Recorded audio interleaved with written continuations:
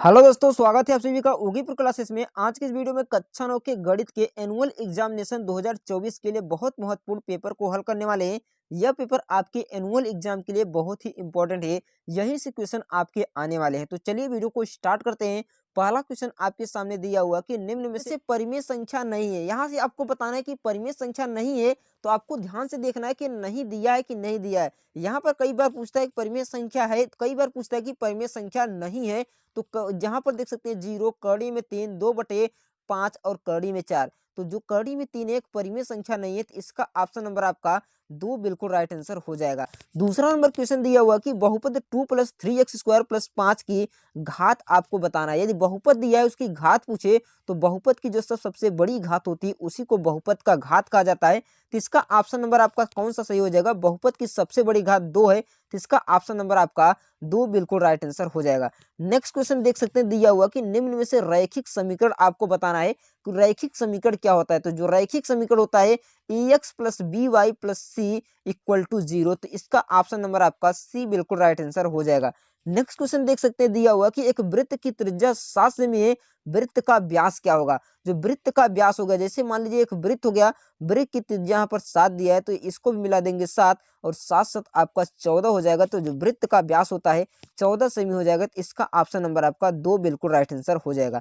अगला क्वेश्चन यहाँ पर देख सकते हैं दिया हुआ कि समबाहु त्रिभुज का प्रत्येक कोण कितना होता है। तो समबाहु त्रिभुज का जो प्रत्येक कोण होता है वह 60 डिग्री होता है। तो इसका ऑप्शन नंबर आपका 2 बिल्कुल राइट आंसर हो जाएगा। नेक्स्ट क्वेश्चन देख सकते हैं दिया हुआ कि समबाहु त्रिभुज का आपको क्षेत्रफल बताना है। तो समबाहु त्रिभुज का जो क्षेत्रफल होता है कड़ी में 3/4 भुजा स्क्वायर होता है। तो इसका ऑप्शन नंबर आपका 1 बिल्कुल राइट आंसर हो जाएगा। 7 नंबर क्वेश्चन दिया हुआ कि घनाभ का आयतन क्या होता है। तो आपको घनाभ का आयतन बताना है। तो घनाभ का जो आयतन होता है लंबाई गुणे चौड़ाई गुणे ऊंचाई होता है। क्या होता है? लंबाई गुणे चौड़ाई गुणे ऊंचाई होता है। तो इसका ऑप्शन नंबर आपका बी बिल्कुल राइट आंसर हो जाएगा। 8 नंबर क्वेश्चन आपके सामने दिया हुआ कि बहुलक क्या होता है।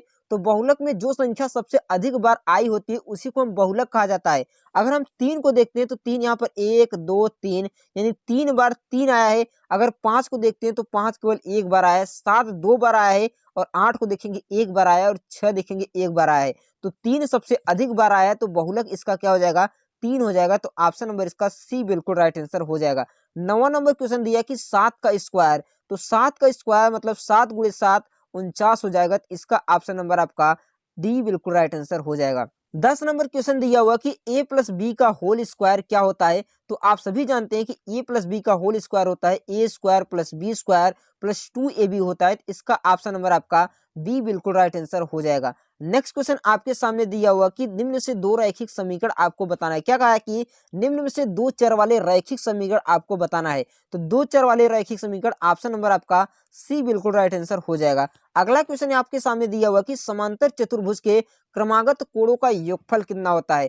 तो समांतर चतुर्भुज के क्रमागत कोणों का योगफल कितना होता है। तो अगर आपसे सभी कोण पूछे, जैसे समांतर चतुर्भुज हो गया, इसके सभी कोण पूछे तो 360 डिग्री होता है और क्रमागत कोणों का योगफल जो होता है 180 डिग्री होता है। इसका ऑप्शन नंबर इसका ए बिल्कुल राइट आंसर हो जाएगा। नेक्स्ट क्वेश्चन आपने पूछा है कि समकोण त्रिभुज का क्षेत्रफल कितना होता है। तो समकोण त्रिभुज का क्षेत्रफल होता है 1/2 आधार गुणे लंब होता है। इसका ऑप्शन नंबर आपका ए बिल्कुल राइट आंसर हो जाएगा।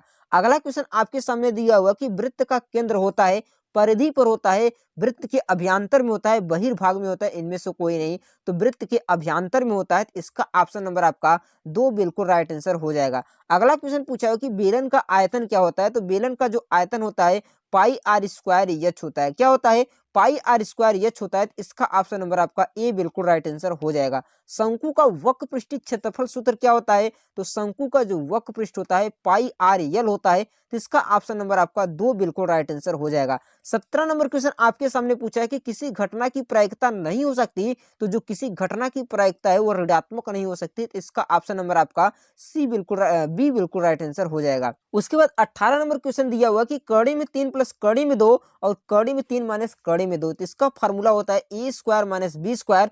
कड़ी 3 का स्क्वायर करेंगे 3 और कड़ी 2 का स्क्वायर करेंगे 2।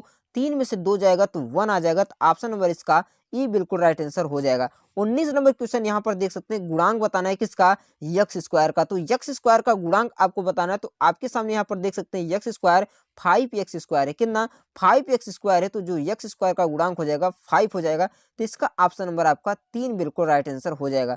20 नंबर क्वेश्चन दिया है कि गोले के आयतन का सूत्र क्या होता है, तो गोले का जो आयतन होता है 4/3 पाई आर क्यूब होता है। क्या होता है, 4/3 पाई आर क्यूब होता है, तो इसका ऑप्शन नंबर आपका 3 बिल्कुल राइट आंसर हो जाएगा। अगला क्वेश्चन देख सकते हैं, अति लघु उत्तरीय प्रश्न दिया है कि 3 और 4 के मध्य 5 परिमेय संख्या आपको बताना है, तो इसका उत्तर आपको कमेंट बॉक्स में 5 परिमेय संख्या बताना है, कि जो कि बहुत ही सरल आंसर है। देखता है कि कौन कौन बच्चा इसका उत्तर कमेंट बॉक्स में हमें बताता है। उसके बाद यहाँ पर देख सकते हैं पी वाई बराबर Y square minus Y plus 1 है, तो पी जेड का आपको मान ज्ञात करना है। तो वाई के स्थान पर आप जेड रख देंगे, तो सिंपली आपका पी जेड इक्वल टू आ जाएगा Z square minus Z plus 1 आ जाएगा। यह आपका सिंपल तरीके से उत्तर हो जाएगा। अगला क्वेश्चन दिया है कि रैखिक समीकरण A X plus B Y plus C के रूप में समीकरण यहाँ पर दिया हुआ है, ए बी और सी का मान ज्ञात करना है। तो सिंपली आपको इसके फॉर्मेट में लिख लेना है, तो इसका आपका हो जाएगा कि ना, माइनस को बाहर करेंगे तो आपका 2x हो जाएगा प्लस 3y हो जाएगा माइनस 6 बराबर 0 हो जाएगा। ए की बात करते हैं तो -2 हो जाएगा, बी की बात करते हैं तो यहाँ पर 3 है 3 हो जाएगा, सी की बात करते हैं यहाँ पर 6 है तो -6 आपका उत्तर आ जाएगा। उसके बाद अगला क्वेश्चन यहाँ पर देख सकते हैं, आकृति में आपका क्या दिया है, कोण दिया है और आपको x और y का मान ज्ञात करना है। यदि यहाँ पर 50 डिग्री है तो यहाँ पर भी 50 डिग्री होगा, क्योंकि संगत कोण है।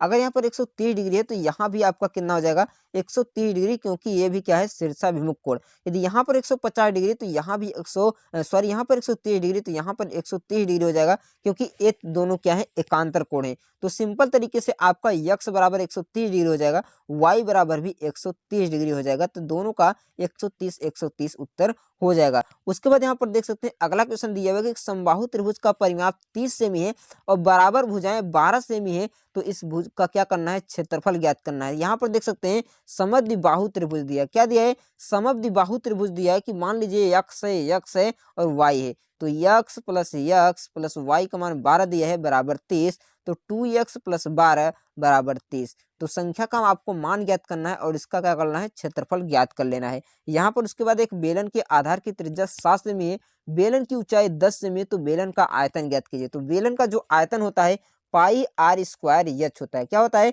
पाई आर स्क्वायर एच होता है, तो इसका 22/7 और आर स्क्वायर का मत हो जाएगा 7 × 7 और एच का मान 10 हो जाएगा, 7 7 कैंसिल और इन तीनों का गुणा कर देंगे तो आपका आंसर बहुत ही आसान तरीके से आ जाएगा। इसका हर का परिमेयीकरण करना है, तो हर का परिमेयीकरण 7 - 2 करने में 3 कर लेंगे और 7 - 3 करने में 2 कर लेंगे। तो इसको हल करेंगे तो 7 - 3 करने में 2 और इसका 7 से 49 - 3 त्रिक 9 दूना 18। इसको घटाकर आप इसका उत्तर आसान तरीके से लिख लेंगे। उसके बाद इसका आपको गुणनखंड करना है, बहुत ही सरल क्वेश्चन दिया हुआ है, इस सभी को आपको क्या करना है, सिद्ध कर लेना है। इन सभी क्वेश्चनों को मैं दिखा देता हूँ, बाकी क्वेश्चनों को आपको नेक्स्ट पार्ट में क्या करूंगा, हल इसका बता दूंगा। अभी मैं इन सभी क्वेश्चनों को आपको दिखा दे रहा हूँ, ताकि आप इन सभी क्वेश्चनों को अच्छी तरह से हल कर लीजिए, जो कि आपके एग्जाम के लिए बहुत ही इंपॉर्टेंट होने वाला है। ये भी क्वेश्चन देख लीजिए, बहुत ही सरल क्वेश्चन दिए हुए हैं, इन सभी का आप निगमन कर लीजिएगा, आपके एग्जाम के लिए ये बहुत ही इंपॉर्टेंट है। मैं आशा करता हूँ कि इन क्वेश्चनों को आप अच्छी तरह से हल करेंगे, जो कि आपके एग्जाम के लिए बहुत ही इंपॉर्टेंट है। अगर आप हिंदी या साइंस के पेपर को देखना चाहते हैं तो चैनल में आप जाकर देख सकते हैं,